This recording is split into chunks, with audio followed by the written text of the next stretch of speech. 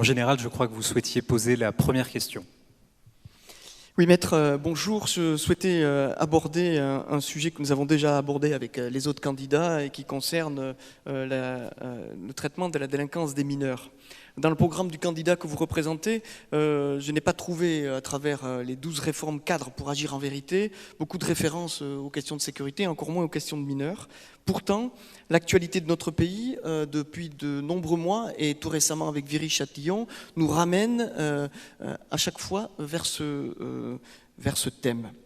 En quelques mots, pouvez-vous nous indiquer quelles seraient les orientations de votre candidat pour traiter en profondeur la délinquance des mineurs et apporter une réponse pénale efficace pour ceux qui, entre 10 et 18 ans, se rendent coupables d'infractions partout en France sur nos territoires? Merci de me donner la parole dans ce débat.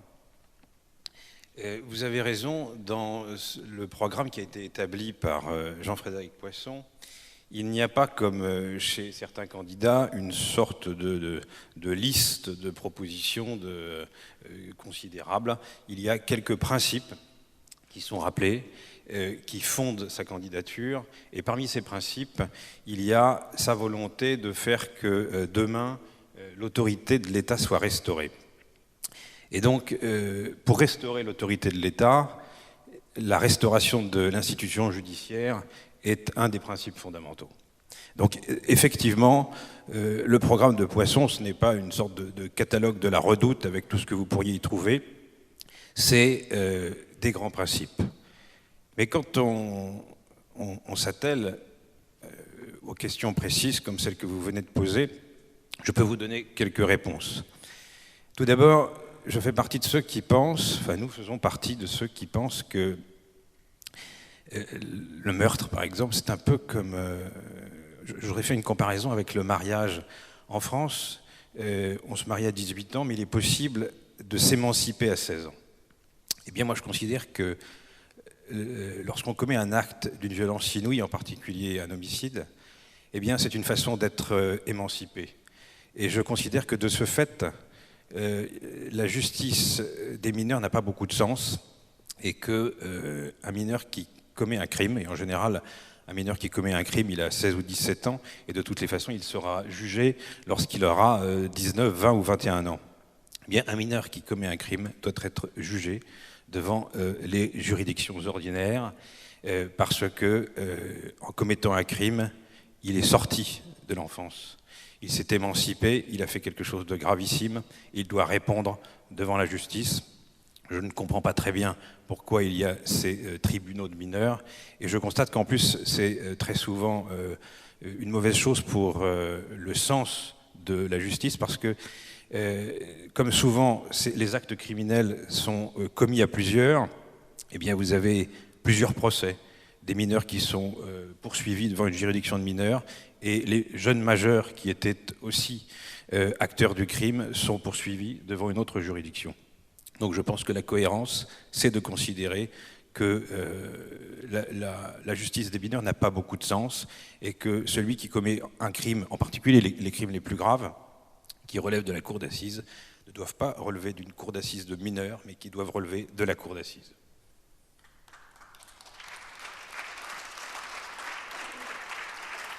Philippe Bilger, est-ce que vous souhaitez réagir? Je ne sais pas, maître ou monsieur le porte-parole, vous avez célébré les quelques principes rappelés par le candidat Poisson tout à l'heure. Pardon, il y a des idées de bon sens et d'autre part, il me semble qu'il y a tout de même quelques poncifs sur la prison.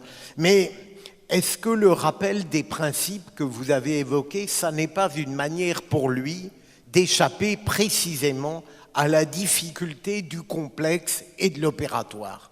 Parce qu'au fond, quand on l'écoute là, il y a peu de monde qui pourrait être en désaccord précisément parce qu'il évite tous les désaccords possibles. C'est une question, hein, pardon. Eh bien, vous voyez, j'ai tenté de répondre de manière précise à la question précise du général.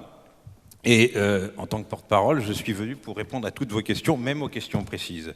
Mais je pense que dans une campagne de primaire, avant tout, on a vocation à proposer un souffle. Jean-Frédéric Poisson a intitulé la brochure qu'il présente dans sa campagne « Libérer la France de l'esprit de mai 68 ». Et sur le moment, j'ai eu un peu de mal à comprendre ce que ça signifiait, mais en venant ici et en préparant mon intervention devant vous, j'ai trouvé que concernant la justice, ça avait un sens très particulier. Et ça avait beaucoup de sens.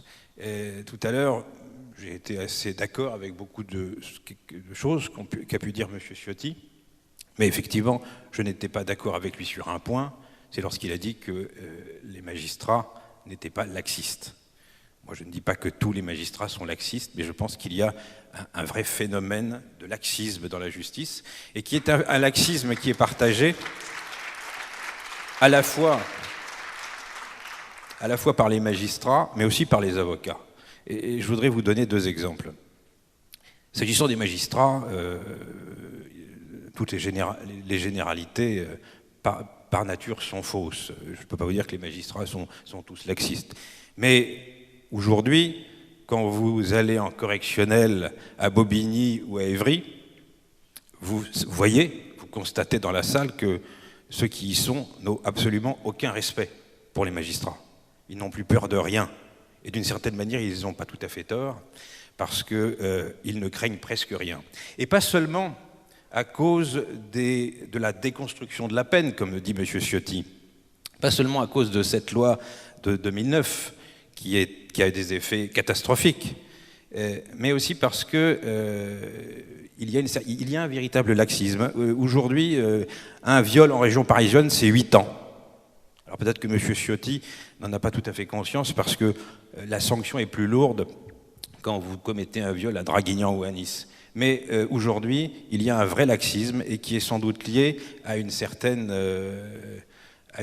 imprégnation de l'esprit de mai 68 encore dans la magistrature.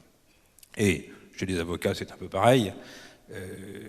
Je me suis rendu compte, en évoquant ma participation aujourd'hui avec M. Poisson, que chez les avocats, on parle de l'avocat de la partie civile et de l'avocat de la défense, comme si les avocats de la partie civile n'étaient pas des avocats de la défense.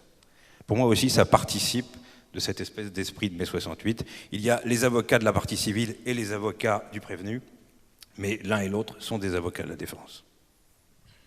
J'ai encore une question. Allez-y. On a à plusieurs reprises évoqué un problème très important, qui est celui de la cohérence de la chaîne pénale. En effet, combien de fois j'ai observé qu'une enquête de police parfois bien faite, une magistrature qui, en quelque sorte, sadiquement s'amuse à détruire la validité de l'enquête de police ou de gendarmerie, et puis un tribunal ou une cour d'assises qui réagit comme elle peut. Comment faire pour que cette chaîne soit absolument cohérente dès l'instant où on veut maintenir le juge d'instruction? Alors tout d'abord, s'agissant du maintien du juge d'instruction, moi je pense que le juge d'instruction est une bonne institution. Certes, de temps en temps, on peut critiquer tel ou tel juge, parce que par définition, il a des pouvoirs importants, mais enfin, il est quand même placé sous le contrôle de la Chambre de l'instruction, et je pense que c'est la moins mauvaise des solutions, le juge d'instruction. Ensuite, le problème du juge d'instruction, c'est qu'aujourd'hui, un juge d'instruction ne peut pas faire grand-chose sans la police. Quand nous, les avocats, nous déposons une plainte avec constitution de partie civile, très souvent, quelques jours plus tard, le juge d'instruction a lancé une commission rogatoire, et après, lui-même, pendant 2 ans, il n'a aucune nouvelle.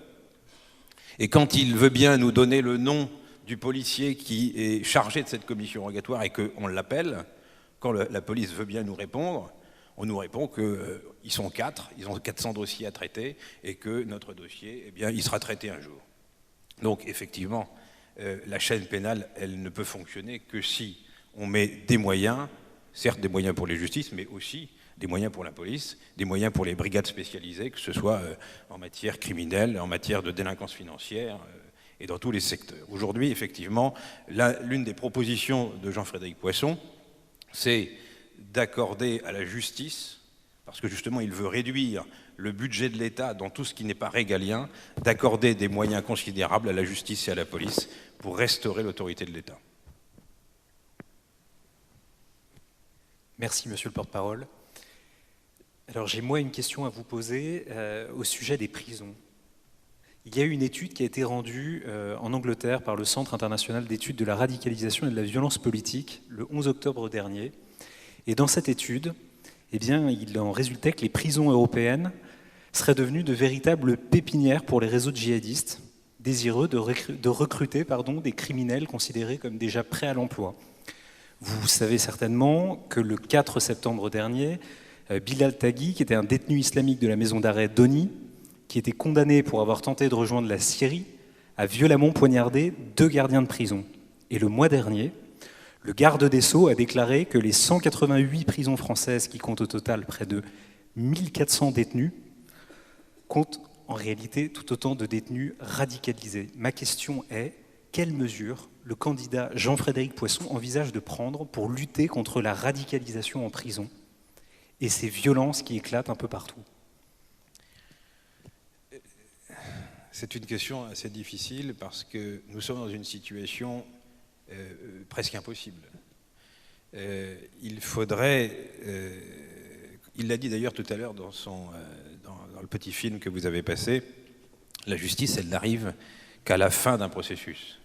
Et si aujourd'hui la justice est débordée, c'est parce qu'en amont, notamment, la France n'a pas su se protéger et garantir ses frontières de la venue d'individus qui, aujourd'hui, ensuite, deviennent des clients de la justice. Donc, c'est un problème global qu'il faut traiter. Mais, s'agissant de la justice elle-même, que doit-elle faire? D'abord, effectivement, il faut construire des prisons. Jean-Frédéric Poisson le dit depuis longtemps, mais il n'était pas parti au gouvernement, ni de droite ni de gauche. Et aujourd'hui, ceux qui réclament que des prisons soient construites, eh bien, il aurait fallu qu'ils y pensent un peu avant, parce que pour construire des prisons, ça prend quelques années. Donc c'est un peu un mauvais procès qu'on fait au gouvernement actuel de ne pas être capable de faire sortir de terre des centaines de places de prison comme ça. C'est un travail de longue haleine et qui doit être entrepris de toute urgence, ce qui permettra de régler des problèmes dans quelques années. Et sans doute que le recours au partenariat public-privé pour construire des prisons en urgence est un moyen efficace pour faire sortir des prisons en quelques mois. C'est peut-être possible, mais il faut mettre beaucoup d'argent et une volonté politique forte. Mais on ne peut pas déradicaliser des gens véritablement. Moi, je ne crois pas du tout à ces associations financées par l'État qui s'occupent d'expliquer à tel ou tel apprenti djihadiste que c'est pas bien et que la lecture qu'il a du Coran n'est pas la bonne. Je pense que la seule façon en prison de lutter contre ce genre de personnages, d'abord c'est qu'ils soient effectivement condamnés, que les peines soient significatives et qu'ils soient logés dans des endroits où ils ne peuvent pas diffuser leur discours de mort. Je pense que là aussi, comme tout est lié, et je pense que Jean-Frédéric Poisson est très efficace dans son discours sur ce sujet, il interpelle les musulmans de France, car les musulmans de France ont un devoir, ont une responsabilité pour travailler à expliquer aux jeunes musulmans qui ne connaissent même pas leur religion que cette religion-là ne doit pas être une religion telle qu'elle est interprétée par Daesh & Co. Merci, monsieur le porte-parole. Thibaut de Montbrial, est-ce que vous souhaitez poser vos questions? Merci. Ma première question est directement liée aux propos que nous avons entendu le candidat tenir sur la question de la sécurité et du terrorisme. C'était, je crois, son 4e point. Pour vous la poser, je voudrais rappeler 1 ou 2 chiffres. Les services de renseignement estiment qu'il y a entre 10 et 15 000, peut-être 20 000 types qui sont actuellement en France en capacité de combattre, qui sont islamistes. Les travaux de l'Institut Montaigne montrent que 28% des personnes se reconnaissant de culture ou de religion musulmane sont en rupture avec la République, c'est-à-dire privilégient la charia sur la loi de la République, et ce chiffre monte à 50% pour les 15-25 ans. Comme je le disais ce matin, pardon pour la répétition de la question, Le recteur Boubaker de la Grande Mosquée de Paris estime qu'il y a à peu près 7 millions de musulmans en France. Donc si on fait une règle de 3, ça veut dire que les gens qui sont aujourd'hui de religion ou de culture musulmane sont 2 millions à peu près à être plus ou moins en rupture avec la République. C'est-à-dire qu'ils partagent une idéologie, pas les moyens, mais une idéologie qui se rapproche de l'idéologie des terroristes. Dans ces conditions, et en particulier en revenant au premier chiffre de 10 à 15 000 combattants potentiels, j'ai été un peu surpris, et c'est à la fois une remarque et une question, d'entendre que Jean-Frédéric Poisson expliquait dans la vidéo que pour ce qui concernait la sécurité et l'antiterrorisme, les textes suffisants existaient déjà, ça peut s'entendre, mais qu'il n'y avait pas besoin d'effectifs en plus et qu'il fallait simplement qu'il y ait un état d'esprit qui change dans la police et dans les forces de sécurité. Alors il a dit aussi, pour être parfaitement honnête, et ça s'entend, que la réponse n'est pas simplement sécuritaire, elle est également culturelle et politique, on est bien d'accord, ma question ne pose pas là-dessus, mais compte tenu de la vague qui est en train de nous arriver, parce que tout le monde est bien d'accord que le pire est très largement à venir, est-ce que c'est pas un peu léger de considérer que pour le reste tout va bien, on a assez de policiers, assez de militaires, des textes suffisants, et qu'il suffit juste de se libérer un peu dans la tête pour faire face à ce qui va nous arriver ?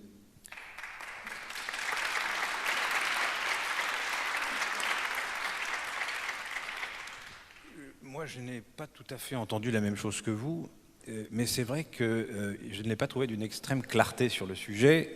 En revanche, je le connais suffisamment bien pour vous dire qu'il considère qu'il faut renforcer les effectifs de la police, de la gendarmerie, qu'il faut armer mieux la police et la gendarmerie, qu'il faut leur donner une puissance de feu qui soit en cohérence avec le risque qui pèse aujourd'hui sur les populations. Donc c'est vrai que sur ce point, il n'était pas très... J'ai pas trouvé ça très clair, ce qu'il a dit, je vous le dis franchement, mais je sais que ce qu'il pense, je sais ce que le président veut sur le sujet, c'est-à-dire que réduire les effectifs de certains corps d'État pour justement dégager les moyens de renforcer les effectifs de la police et de la justice.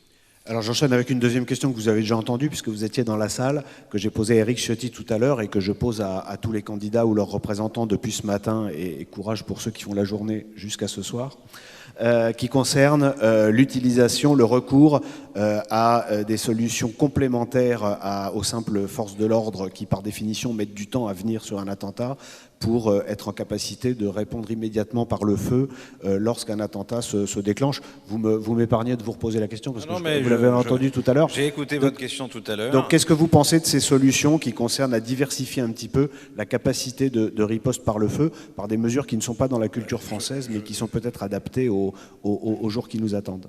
Moi je considère, comme vous Thibault de Montbrial, que nous sommes dans une situation de guerre, et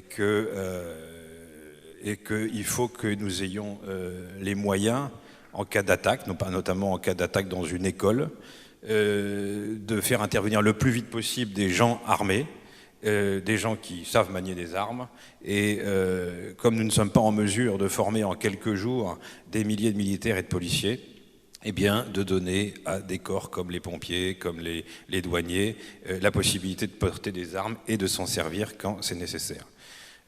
Moi,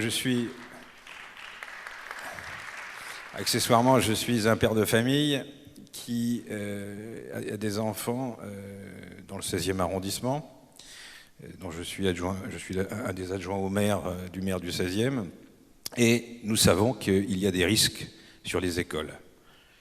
Ce que nous a demandé le directeur de l'école aux parents d'élèves, c'est de venir le matin pour surveiller les abords de l'école.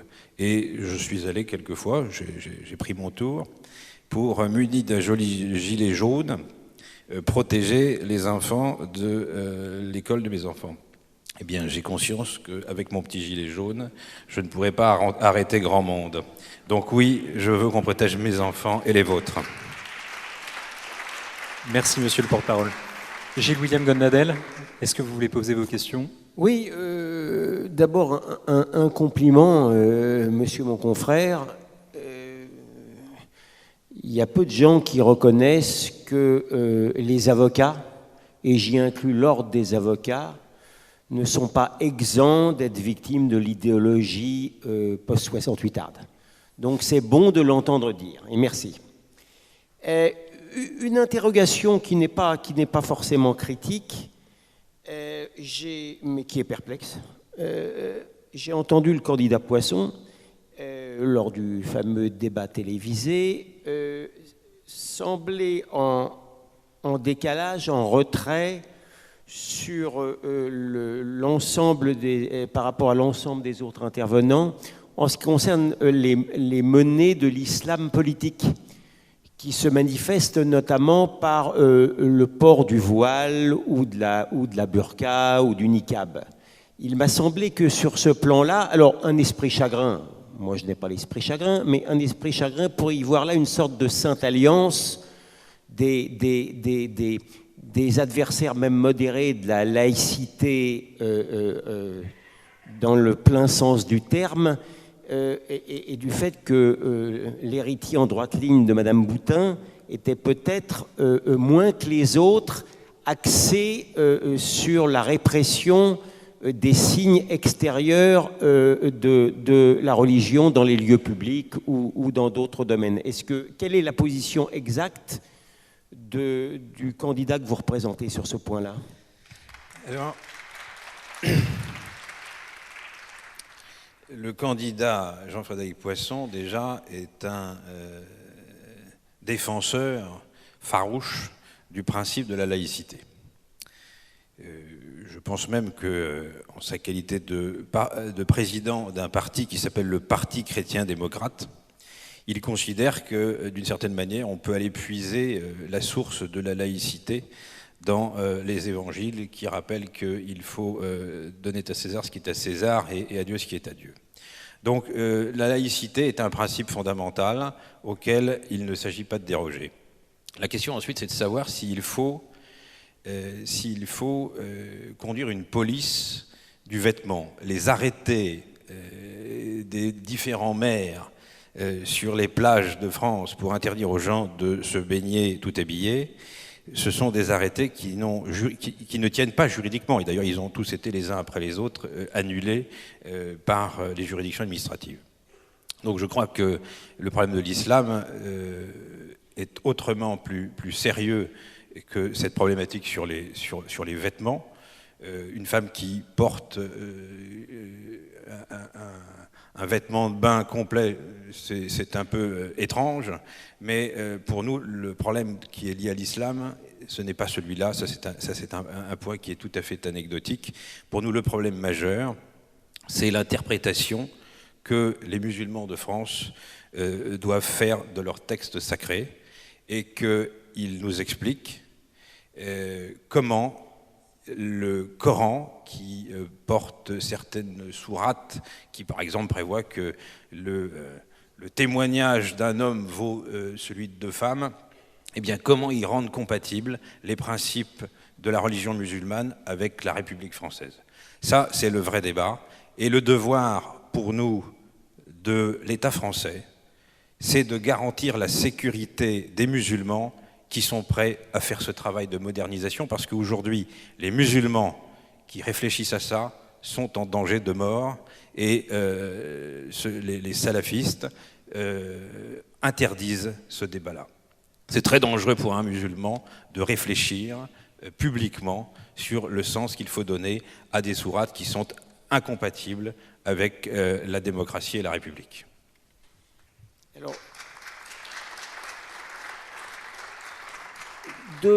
deuxième question au représentant du Parti chrétien-démocrate. Je pense à l'instant, ce n'était pas le sens de ma question, mais je pense à l'instant de certaines positions des évêques par rapport aux migrants.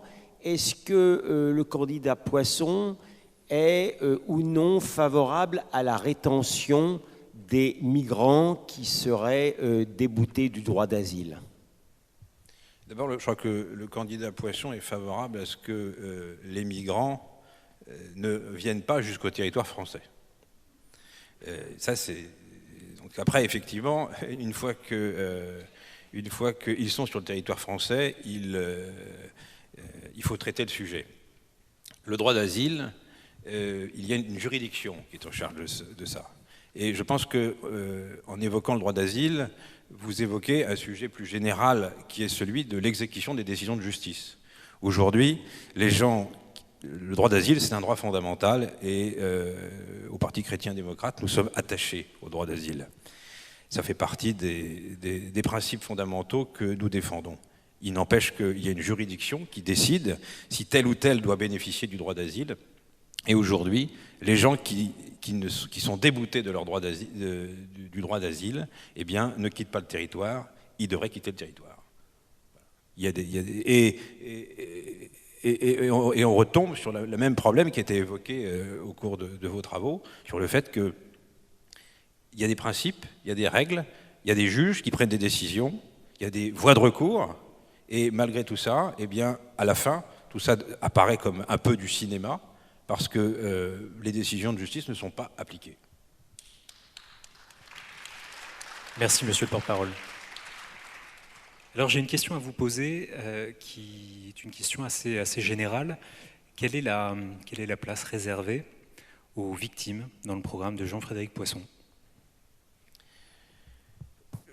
Je crois que vous avez déjà évoqué avec d'autres candidats ce sujet, mais l'un des axes que nous partageons avec l'association que vous représentez, et je l'ai un peu dit tout à l'heure sur le rôle des avocats, c'est que pour nous, il doit y avoir un parallélisme strict entre les droits de la partie civile et les droits du prévenu. Leurs avocats, ce sont des avocats de la défense, les uns et les autres. Et vous avez évoqué, par exemple, tout à l'heure, la possibilité pour une partie civile de faire appel d'une décision pénale. Moi, j'y suis favorable. Et j'y suis notamment favorable pour une raison de cohérence. Aujourd'hui, la partie civile a le droit d'initier les poursuites pénales. Elle peut déposer une plainte avec mention de partie civile, elle peut même délivrer une citation directe. Et donc, elle est à l'origine des poursuites. Je ne vois pas pourquoi elle devrait avoir l'origine des poursuites que jusqu'à la moitié du chemin. Donc, je suis favorable à ce que les parties civiles aient les mêmes droits, que ce soit au stade de l'instruction, au stade du jugement et au stade de l'exécution des peines. Mais je pense aussi qu'il y a des améliorations à offrir aux prévenus, car je pense que le prévenu doit aussi avoir les mêmes droits que les parties civiles, et que par exemple il faudrait qu'un prévenu puisse faire appel d'une ordonnance de renvoi en correctionnel. Je suis favorable à une égalité stricte des armes entre la partie civile et le prévenu. Merci, monsieur le porte-parole. Votre réponse nous réjouit évidemment. Il y a un stade que néanmoins vous n'avez pas évoqué, qui est le stade de l'enquête. Est-ce que très concrètement, une victime, par exemple, d'atteinte à la personne, qui serait extrêmement ébranlée, pourrait disposer de l'assistance d'un avocat lorsqu'elle viendrait déposer plainte ? Et est-ce qu'elle pourrait être assistée d'un avocat lorsqu'elle serait auditionnée devant les policiers ? Je ne parle pas de la confrontation, puisqu'elle a déjà le droit, dans les hypothèses de confrontation, à l'assistance d'un avocat.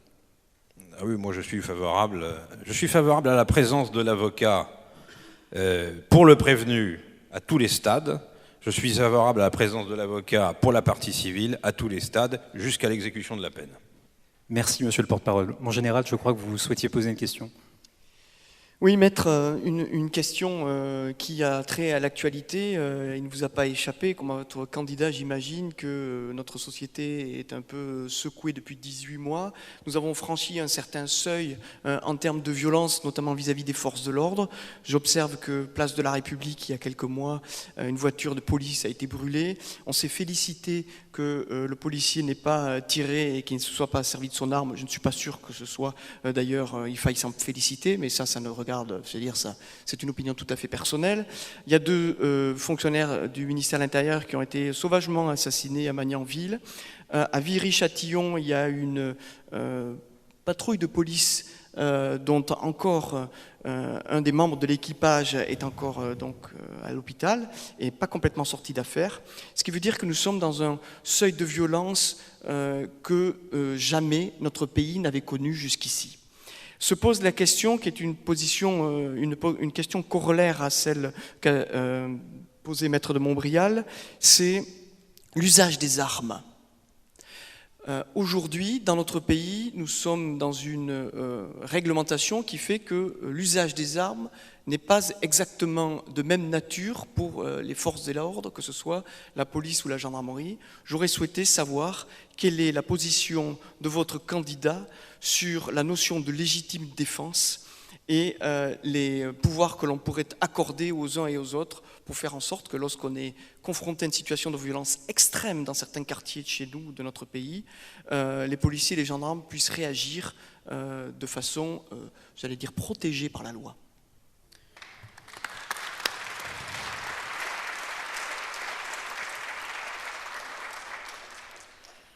Tout à l'heure, dans le film que vous avez passé, Jean-Frédéric Poisson a dit que pour l'essentiel, l'arsenal légal était suffisant. C'est pour l'essentiel. Parce que sur ce point, il était nécessaire qu'il y ait une évolution du droit, notamment pour permettre à la police et à la gendarmerie d'abord d'avoir les mêmes moyens d'action et d'usage du feu. Et il est nécessaire de faire évoluer le droit parce que la menace a évolué. Je pense qu'il y a 20 ans, la vie d'un policier était beaucoup plus en sécurité dans certains quartiers. Aujourd'hui, ils sont effectivement, dans certains quartiers, en danger de mort. Donc il est nécessaire, sans aucun doute, non seulement de renforcer leur armement, mais de renforcer le droit à faire usage de leur armement. Et là, je pense que là aussi, on a un travail à faire à l'égard des magistrats, car la jurisprudence sur la légitime défense est une jurisprudence qui est extrêmement limitée.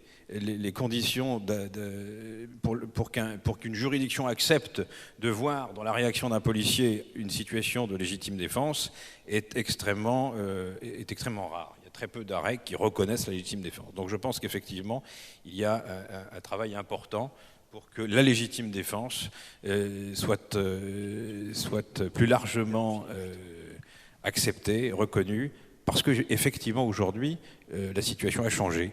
La police se fait attaquer avec des armes de guerre, on va assassiner des policiers chez eux, et à ce phénomène nouveau, il faut donner des moyens nouveaux. Et la police n'est pas la seule concernée. Si je puis me permettre un souvenir personnel, j'ai croisé un jour un avocat, un certain Thibault de Montbrial, à qui j'ai demandé pourquoi il était accompagné de deux colosses à une audience, et il m'a expliqué qu'il était protégé. Il était protégé parce qu'il défend des personnes des forces de l'ordre. Que des avocats soient obligés d'être armés ou protégés par des gardes du corps, c'est la démonstration que nous sommes dans une situation de guerre, comme je l'ai dit, et il faut donner à la police et aux militaires et à la gendarmerie les moyens de feu nécessaires pour combattre la situation de guerre dans laquelle ils se trouvent. Merci, monsieur le porte-parole. Une question de Philippe Bilger, puis une question de Gilles-William Goldnadel. Tout à l'heure, votre candidat a parlé de liberté, de responsabilité. J'aimerais avoir votre point de vue sur la responsabilité du magistrat. Elle existe, civile, pénale, disciplinaire, pour les actes évidemment transgressifs. Iriez-vous jusqu'à raisonner sur une responsabilité du magistrat à l'égard de pratiques judiciaires totalement aberrantes? Ou est-ce que c'est aller trop loin? Je pense que c'est un sujet délicat parce que le juge ne doit pas faire l'objet de chantage. Et aujourd'hui, on peut considérer qu'avec les journalistes, les magistrats sont à peu près les seuls irresponsables dans notre pays. Quand un journaliste dit quelque chose, il dit n'importe quoi, son risque d'être condamné en diffamation est à peu près nul. Et quand un magistrat fait n'importe quoi, le risque de sanction est très faible. Il n'empêche que si demain matin, les justiciables mettent le magistrat en situation de menace permanente, et que celui-là prend des décisions en fonction du risque qu'il a pour sa carrière, on est dans une situation de péril. Donc moi, je crois que je ne suis pas favorable à ce qu'on puisse toucher à un juge, même si de temps en temps je me plains des juges. Je pense que la responsabilité du magistrat doit être très abordée avec beaucoup de précautions. Non parce que je veux qu'un magistrat puisse faire ce qu'il veut, mais je ne veux pas que les justiciables fassent pression sur le juge qui a peur de voir sa responsabilité engagée. Ma question est dans le prolongement, en vérité, de celle de Philippe Bilger. Vous avez remarqué, une fois de plus, c'est vrai, la quasi-responsabilité des journalistes et des magistrats, et comme par hasard, vous remarquerez que ce sont les deux corps qui le plus alimentent l'idéologie que nous pointons finalement tout au long de cette journée.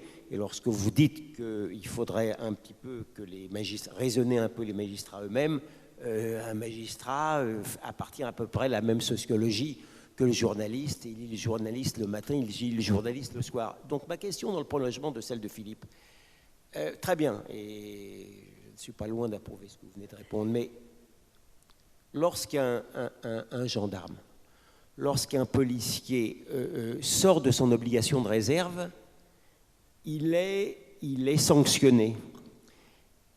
Quid d'un magistrat qui, sous couvert de ses responsabilités syndicales, sort également de ses obligations de réserve, et ça n'est pas la peine que je développe ici une nouvelle fois les exemples topiques que nous avons illustrés. Qu'est-ce qu'on fait de cette obligation de réserve qui est légale, hein, ils sont fonctionnaires, ils sont magistrats, ils sont doublement astreints à cette obligation de réserve. Qu'est-ce qu'on fait et qu'est-ce qu'on doit faire?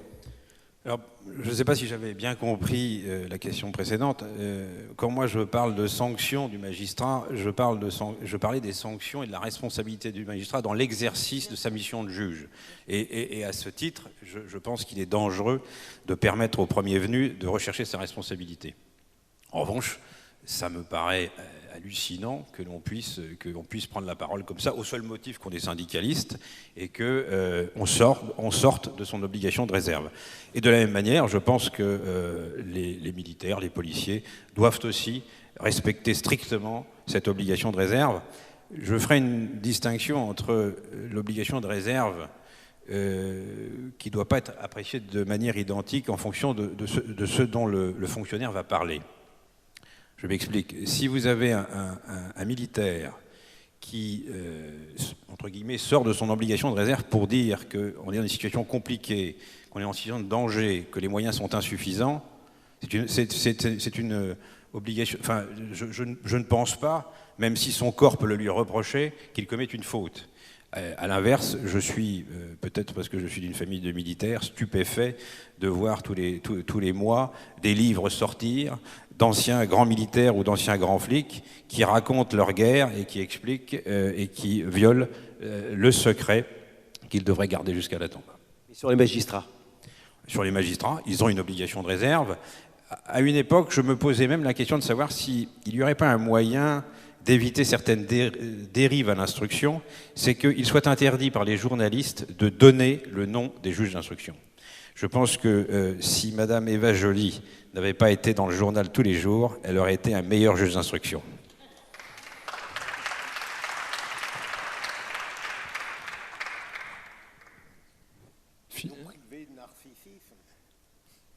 Pardon ? Vous nous priveriez de narcissisme. Oui. Non, mais que M. Bilger fasse un blog en fin de carrière, je trouve ça très bien et souvent très drôle. Mais, pardon, je peux dire, tout à l'heure, sur la responsabilité, j'évoquais les pratiques judiciaires, mais totalement aberrantes. Parce que je ne veux pas raconter des anecdotes en tant qu'ancien combattant judiciaire, mais j'ai dans la tête des pratiques au sujet desquelles l'argument classique, il y a les voies de recours, ne peut pas jouer. Il me semble que parfois des pratiques judiciaires sont tellement distinctes du bon sens judiciaire qu'on pourrait presque tenter l'hypothèse d'une responsabilité. Mais c'est paradoxal que l'ancien magistrat aille plus loin que l'actuel avocat. Oui, mais c'est finalement pas si paradoxal que ça.